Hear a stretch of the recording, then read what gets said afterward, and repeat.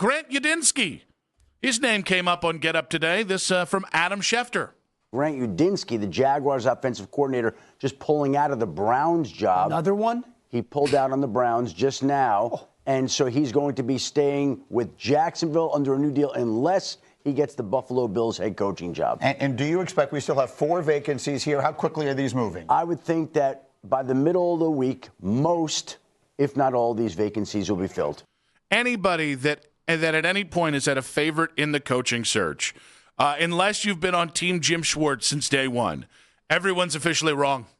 Can we just throw that one out there? Yeah, that's cool. We didn't have a lot of had people on Scheelhaase. Friday pounding the table for Scheelhaase.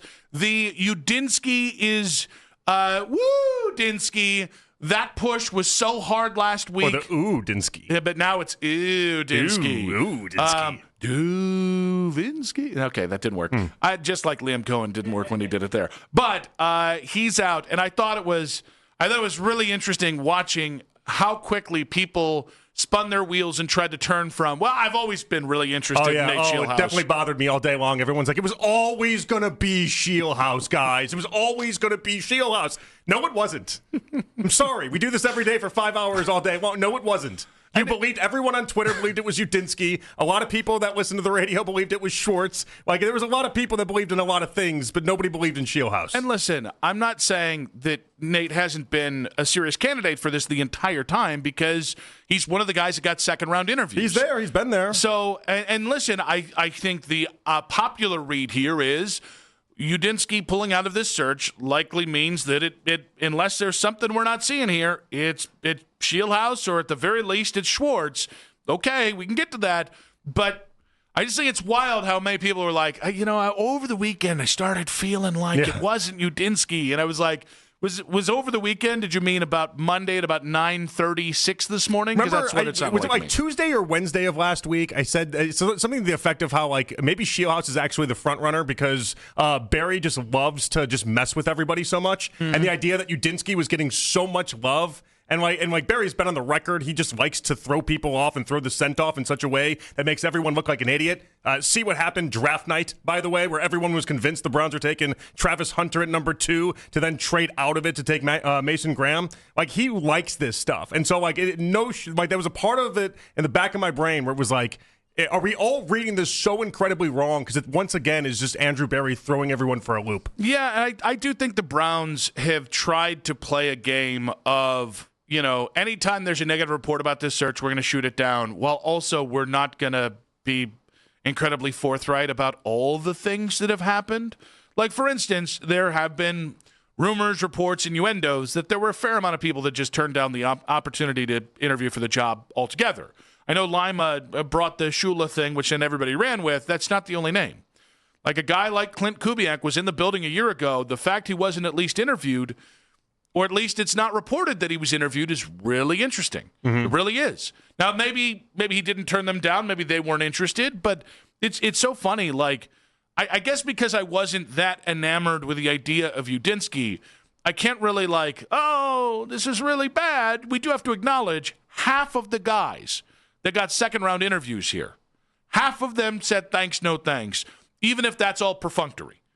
You could tell me, and you can spin a yarn to me that might be true. Well, you know what? Each guy found out they weren't going to get the job, so they pulled out prematurely.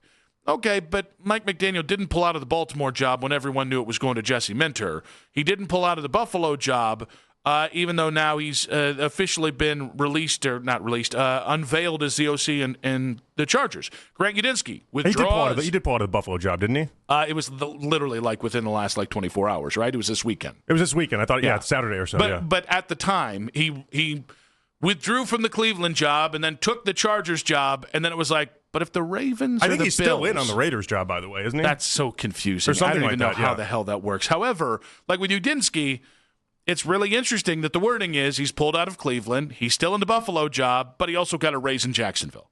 So, but again, none of this means you have to panic. Do I love that it looks like we chose between two candidates, really, and it was two guys who were pretty inexperienced in the NFL in signature positions? That makes me a little nervous, and something we'll get into. But it's funny, it's just kind of, I think the most telling thing is if any other job had 3 candidates of their final whatever withdraw from the job, it's just not much of a story.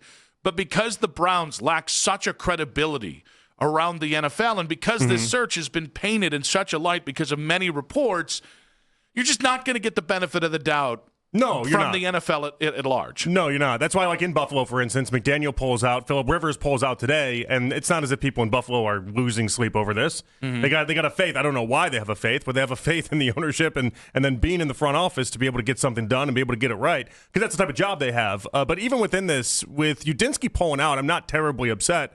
I really am not. I can't tell the difference between Yudinski and Scheelhaase anyway. So if we're going to end up with a young offensive mind, if that was the goal, young offensive mind, pair him with Jim Schwartz, we're still going to likely get what we wanted anyway, or at least what Andrew Berry wanted anyway. Did the Browns do a bit of a shadow boxing job here?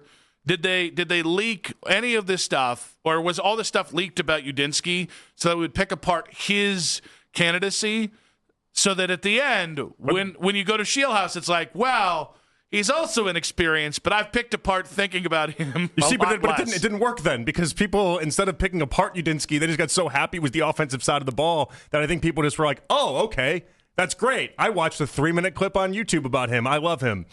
Like, it didn't work. People got excited about Yudinski in a weird way. They did. Well, no, but they immediately pivoted to Scheelhaase. Well, now they have to. I think the shadow boxing job was for the critics.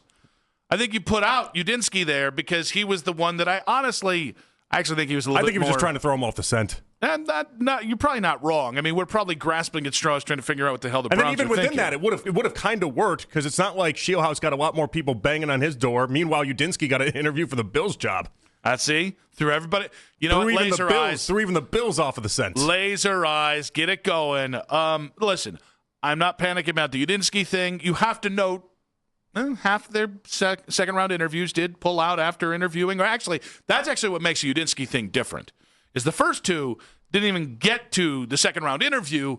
Yudinski actually went through with it, and then something in that process made him say, thanks, no thanks. He's like, did they not like my essay enough? Well, yeah, I really thought the Scantron really was going to... He knocks on Andrew Berry's door. I want to know what percentage I got in the test. Did I get a 95? Listen, I'm a big test guy. Did I at least score an A? I don't want the job, but can you at least grade me? Because I'm a teacher's pet. I need this. Andrew Berry comes back with punctuation notes. He's like an 8th grade English teacher. We're not a big Oxford comma group here. I mean, we didn't knock you for it, but it didn't help you. He does seem the type that if he saw the wrong version of "there" in a paragraph, that'd be enough for him to take somebody out of job consideration. I'm barely literate, and that would also frustrate the hell out of me. He seems like that would be enough. There. Yeah, that'd be enough for him. Yeah. I've actually, when Vanessa and my personal messages, when she sent the wrong there, I've definitely done the asterisk and then put the right there. Yeah. She's also, every once in a while, the girls, because Vanessa's family are Yinzers, so they'll say, I seen.